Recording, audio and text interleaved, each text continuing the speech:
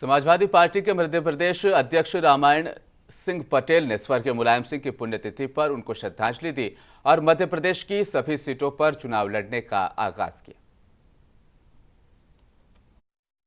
तिथि पर उपस्थित सभी मीडिया के लोगों बहुत बहुत धन्यवाद, आप लोगों को बधाई देते हैं।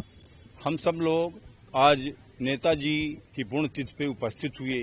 नेताजी हमारे गरीबों के, दलितों के, बेसहारा लोगों के और कमजोर वर्गों के लिए मसीहा थे। आज पूरे देश में नेताजी जब रक्षा मंत्री थे तो एक उपलब्धि देखे गए कि जो सेना के हमारे जवान थे उनकी जो मृत्यु होती थी तो उनके कपड़े आया करते थे, लेकिन नेताजी जब रक्षा मंत्री देश के बने तो उनने ये लागू किया कि चाहे जिस प्रदेश का कोई भी सैनिक हो उसकी बॉडी उसके घर में जाएगी, कम से कम अंतिम दर्शन गांव के लोग, उसके परिवार के लोग करेंगे।